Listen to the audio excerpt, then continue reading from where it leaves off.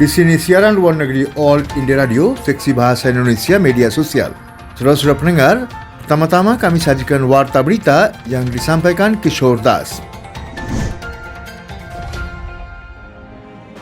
Pendiri Wikileaks Julian Assange kalah dalam tawaran jaminan ekstradisi. Julian Assange akan tetap dipenjara karena dia terus berjuang melawan ekstradisi ke Amerika Serikat. Hakim Distrik Vanessa Baraitser mengatakan ada alasan kuat untuk percaya dia akan melarikan diri. Sebelumnya, pada hari Senin, dia memutuskan pendiri Wikileaks tidak dapat diekstradisi ke Amerika Serikat karena dia mungkin bunuh diri. Amerika Serikat sekarang mengajukan banding atas keputusan itu dan menentang pembebasan pria berusia 49 tahun itu dari penjara dengan keamanan maksimum sebelum kasusnya didengar. Dia ditahan di penjara sejak tahun 2019 setelah bersembunyi selama 7 tahun di dalam kedutaan besar Ekuador untuk menghindari ekstradisi.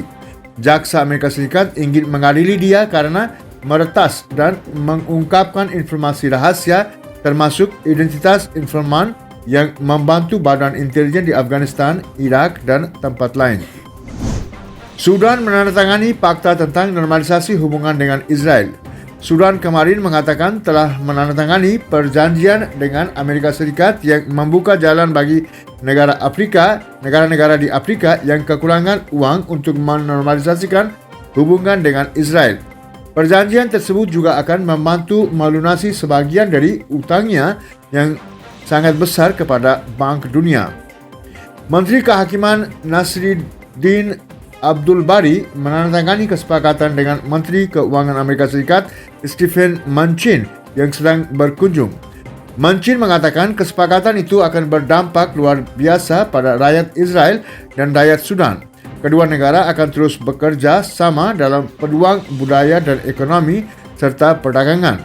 Abdul Bari mengatakan Sudan mengatakan Khartoum akan bekerja untuk memperkuat dan memperluas hubungan demi kepentingan Sudan dan kepentingan negara lain di kawasan itu. Juga selama kunjungan Mnuchin, Amerika Serikat dan Sudan menandatangani nota kesepahaman untuk memfasilitasi pembayaran utang negara Afrika ke Bank Dunia. Demikian kata Kementerian Keuangan, sebuah langkah yang secara luas dipandang sebagai langkah utama menuju pemulihan ekonominya. Sudan memiliki lebih dari 60 miliar utang luar negeri. Tingkat pemulihan COVID-19 di negara ini mencapai 96,36%. India melompati tonggak penting dalam perjuangannya melawan COVID-19 dengan pemulihan lebih dari 10 juta. Jumlah total pasien yang berhasil pulih sejauh ini dari penularan virus melampaui penghitungan 10.016.000 hari ini. Tingkat infeksi harian baru juga terus berada di bawah 25.000 dengan hanya 20.346 kasus yang dilaporkan dalam 24 jam terakhir. Beban kasus aktif di negara ini terdiri dari hampir 228.000 orang dan berdiri di 2,19%. Dari jumlah tersebut, hampir 60% berada di bawah isolasi rumah dan memiliki gejala ringan hingga sangat ringan.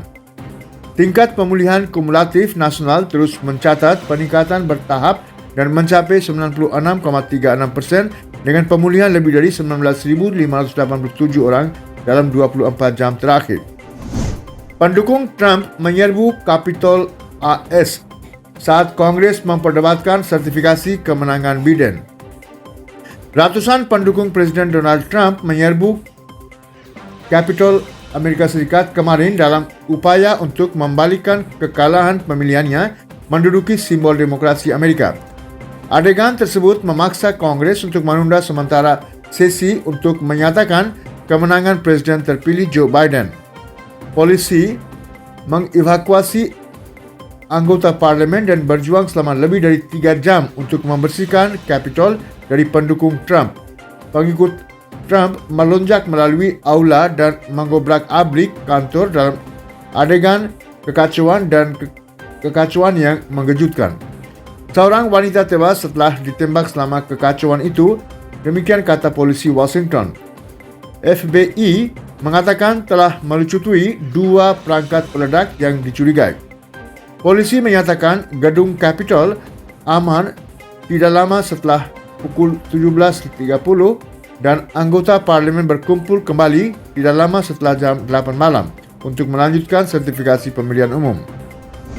Wakil Presiden Trump, Mike Pence, berkata kepada mereka yang mendatangkan malapetaka di Capitol hari ini, Anda tidak menang. Saat sesi dilanjutkan, dia berkata, ayo kembali bekerja dan menggambar tepuk tangan. Pemimpin Senat Republik Mitch McConnell menyebut serangan oleh pendukung Trump sebagai pemberontakan yang gagal. Pihaknya akan mensertifikasi pemenang pemilihan umum 2020. Wali Kota Washington, Muriel Bowser, memerintahkan jam malam di seluruh kota mulai pukul 6 sore, yaitu 23.00 waktu GMT. Pasukan Garda Nasional, agen FBI dan Dinas Rahasia Amerika Serikat dikerahkan untuk membantu polisi Capitol yang kewalahan, dan pasukan Garda serta polisi mendorong pengunjuk rasa menjauh dari Capitol setelah jam malam diberlakukan. Pendukung Trump memecahkan jendela dan polisi mengerahkan gas air mata di dalam gedung. Kepala Polisi Metropolitan Washington, Robert Conti, mengatakan anggota kerumunan menggunakan bahan kimia yang mengiritasi untuk menyerang polisi dan beberapa lainnya terluka. Georgia memilih 2 Demokrat untuk Senat dengan menangnya Warnock dan Ossoff. Partai Demokrat pada hari Rabu menyelesaikan penyisiran 2 kursi Senat Amerika Serikat dalam pemilihan putaran kedua di negara bahagian Georgia, memberi partai kuasa atas majelis dan meningkatkan prospek agenda legislatif ambisius Presiden terpilih Joe Biden. Raphael Warnock, seorang pengkhotbah baptis dari bekas gereja Martin Luther King Jr., mengalahkan petahana Partai Republik Kelly Loeffler untuk menjadi senator kulit hitam pertama dalam sejarah negara bahagian selatan. Sementara Demokrat Jon Ossoff, seorang pembuat film dokumenter yang pada usia 33 akan menjadi senat termuda, anggota mengalahkan Republik David Perdue. Hasilnya akan memberi Demokrat kuasa dengan sempit atas kedua kamar Kongres sehingga lebih mudah untuk menunjuk hakim yang condong ke liberal dan memajukan prioritas legislatif dari bantuan virus corona ke perubahan iklim ketika Biden menjabat pada 20 Januari. Para pemimpin dunia mengungkapkan kekecewaannya dengan menyerbu Capitol Amerika Serikat. Para pemimpin di seluruh dunia mengutuk penyerbuan Capitol Amerika Serikat oleh pendukung Presiden Donald Trump pada hari Rabu dan mengungkapkan keterkejutannya atas kekacauan yang terjadi di negara yang pernah mereka andalkan untuk kepemimpinan global. Perdana Menteri Inggris Boris Johnson mengadakan tweet dengan mengatakan adegan memalukan di Kongres Amerika Serikat. Dia mengatakan Amerika Serikat berdiri untuk demokrasi di seluruh dunia dan sekarang penting bahwa harus ada peralihan kekuasaan yang secara damai dan secara tertib. Menteri Luar Negeri Jerman Heiko Maas menulis di Twitter bahwa Trump dan pendukungnya akhirnya harus menerima keputusan para pemilih Amerika Serikat dan berhenti menginjak-injak demokrasi. Presiden Chili Sebastián Piñera dan Presiden Colombia Iván Duque termasuk di antara mereka di Amerika Latin yang mengecam para pengunjuk rasa, tetapi keduanya juga mengatakan mereka yakin bahwa demokrasi Amerika dan supremasi hukum akan menang. Luis Roberto Barroso, yaitu Hakim Mahkamah Agung Brasil, mengadakan tweet tentang episode yang menyedihkan ini. Di Amerika Serikat, pendukung fasisme menunjukkan wajah asli mereka yang anti-demokrasi dan agresif. Venezuela yang berada di bawah sanksi Amerika Serikat mengatakan peristiwa di Washington menunjukkan bahwa Amerika Serikat menderita apa yang telah ditimbulkannya di negara lain dengan politik agresi. India dan Prancis akan mengadakan dialog strategis tahunan mereka di New Delhi hari ini. India dan Prancis akan mengadakan dialog strategis tahunan mereka di New Delhi hari ini. Penasihat Keamanan Nasional Ajit Doval akan memimpin delegasi India, sedangkan delegasi Prancis akan dipimpin oleh Emmanuel Bon, penasihat diplomatik untuk Presiden Prancis.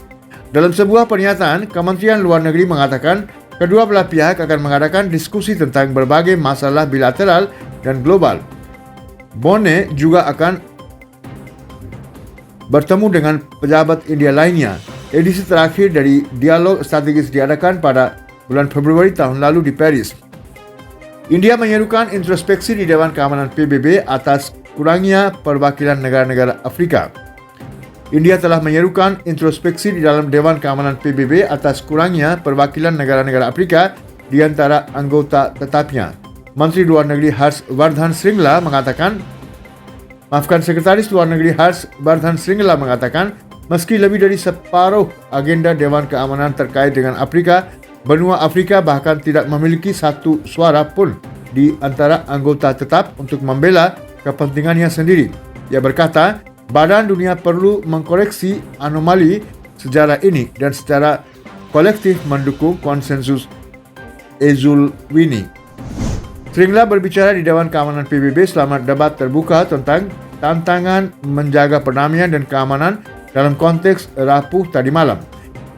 Menyambut evolusi dan kebangkitan Afrika sebagai faktor utama di dunia kontemporer, dia mengatakan Uni Afrika memiliki peran kepemimpinan dalam mengkonsolidasikan perdamaian dan rekonstruksi pasca konflik di Afrika. Shringla mengatakan kolaborasi antara PBB dan Uni Afrika dan organisasi subregional seperti ECOWAS, ECCAS, SDAC, dan IGAD telah membuahkan hasil yang positif. Dia mengatakan Dewan Keamanan PBB harus tetap menghormati pendekatan regional yang diadopsi oleh negara bekerja sama dengan organisasi regional untuk mengatasi tantangan bersama. Menteri Luar Negeri Dr. S. Jaishankar mengatakan India dan Sri Lanka sekarang menanti kerjasama pasca COVID. Menteri Luar Negeri Dr. S. Jaishankar mengatakan bahwa India dan Sri Lanka sekarang menanti kerjasama pasca COVID. Berbicara pada jumpa pers bersama dengan mitranya dari Sri Lanka, Dinesh Gunawardena, di Colombo kemarin, Menteri Luar Negeri mengatakan pandemi COVID telah memberi kedua belah pihak kesempatan untuk bekerja sama lebih jauh. Jaishankar yang sedang dalam kunjungan 3 hari ke Sri Lanka menyoroti bahwa kedua tetangganya sekarang menghadapi tantangan langsung pemulihan pasca COVID.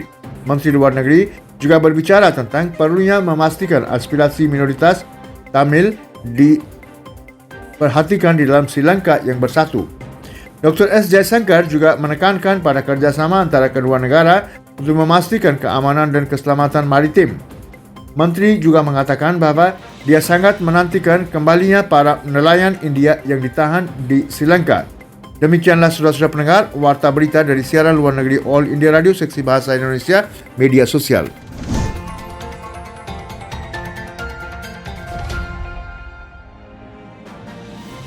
Selanjutnya, saudara-saudara pendengar, kami sajikan komentar yang berjudul China bertindak keras di Hong Kong. Polisi di Hong Kong telah menangkap sekitar 50 tokoh pro-demokrasi karena diduga melanggar Undang-Undang Keamanan Nasional China yang baru. Para aktivis pro-demokrasi telah berpartisipasi dalam pemilihan pendahuluan tidak resmi tahun lalu. Itu diadakan untuk meningkatkan peluang anggota parlemen pro-demokrasi untuk mengkontrol legislatif Hong Kong. Penangkapan massal adalah langkah terbesar melawan gerakan demokrasi Hong Kong sejak Undang-Undang Keamanan Nasional China disahkan oleh Beijing untuk wilayah otonom pada Juni tahun lalu. Polisi Hong Kong belum mengkonfirmasi penangkapan tersebut.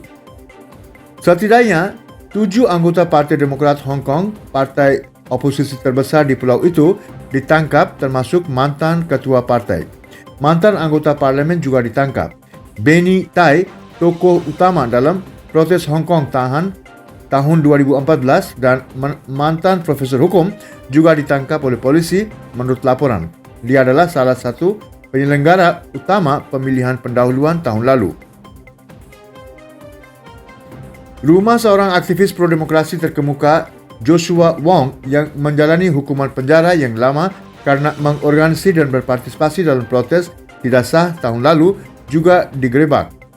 Menurut laporan, semua kandidat pro-demokrasi yang berpartisipasi dalam pemilihan pendahuluan tidak resmi ditangkap. Polisi juga menggerebek markas besar tempat-tempat berita online pro-demokrasi terkemuka di Hong Kong dipersenjatai dengan perintah pengadilan yang meminta bantuan dalam penyelidikan. Dalam beberapa bulan terakhir, Hong Kong telah memenjarakan beberapa aktivis pro-demokrasi karena keterlibatan mereka dalam protes anti pemerintah. Yang lainnya dituduh berdasarkan Undang-Undang Keamanan Nasional termasuk orang media dan aktivis pro-demokrasi yang belak-belakan. Undang-Undang Keamanan Nasional China mengkriminalkan tindakan subversi, pemisahan diri, terorisme, dan kolusi dengan kekuatan asing untuk campur tangan dalam urusan kota. Pelanggar serius bisa menghadapi hukuman maksimal penjara seumur hidup. Undang-undang tersebut telah dikritik oleh beberapa negara dan PBB.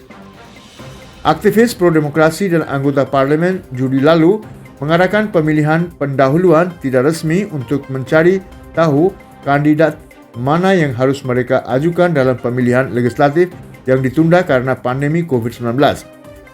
Kubu pro-demokrasi ingin mendapatkan mayoritas dalam pemungutan suara dan ingin memberikan suara menentang pada rancangan undang-undang yang mereka anggap pro-China. Lebih dari 600,000 orang warga Hong Kong memberikan suara dalam pemilihan pendahuluan, meskipun anggota parlimen dan politisi pro-Beijing mengkritik dan mengecam acara tersebut dan memperingatkan bahwa itu dapat melanggar undang-undang keamanan yang diberlakukan di kota itu untuk membatalkan perbedaan pendapat setelah berbulan-bulan protes anti pemerintah. Kepala Eksekutif Hong Kong, Carrie Lam, mengatakan tahun lalu bahwa jika pemilihan utama ditujukan untuk menolak setiap inisiatif kebijakan oleh pemerintah Hong Kong, maka itu mungkin jatuh di bawah kekuasaan negara, sebuah pelanggaran di bawah hukum keamanan nasional. Beijing menyebut pemilihan pendahuluan itu sebagai tidak sah, menyebutnya sebagai provokasi serius dari sistem pemilihan Hong Kong. Setelah penyerahan Hong Kong ke China oleh Inggris pada tahun 1997, kota tersebut telah beroperasi dengan kerangka satu negara dua sistem yang memberinya kebebasan yang tidak ditemukan di daratan China. Dalam beberapa tahun terakhir, Beijing telah menegaskan lebih banyak kontrol pada kota pulau itu, menuai kritik bahwa kebebasan Hong Kong sedang diserang. November lalu, semua anggota parlimen pro-demokrasi di Hong Kong telah mengundurkan diri setelah China mengeluarkan resolusi yang menyebabkan diskualifikasi 4 anggota parlimen meninggalkan badan legislatif yang sebagian besar pro-Beijing. Para penganalisa berpendapat bahwa China telah gagal belajar dari kesalahan masa lalunya di Hong Kong. Penindasan menghasilkan perlawanan dan jutaan orang Hong Kong akan terus berjuang untuk hak mereka untuk memilih dan mencalonkan diri dalam pemerintahan yang dipilih secara demokratis, demikian kata para aktivis. Kelompok hak-hak asasi manusia mengatakan Undang-Undang Keamanan Nasional China adalah undang-undang kejam yang memungkinkan pemerintah China untuk menangkap dan memenjarakan orang dalam jangka waktu lama karena menggunakan hak mereka yang dilindungi secara konstitusional. Banyak penganalisa mengatakan Beijing bertujuan untuk menjadikan Hong Kong sebagai perpanjangan dari China daratan atau wilayah utama China. Ini tidak selaras dengan lingkungan Hong Kong karena warganya telah menikmati hak demokrasi sebagai warga negara koloni Inggris hingga tahun 1997. Sekian saudara pendengar, komentar dari siaran luar negeri All India Radio Seksi Bahasa Indonesia Media Sosial.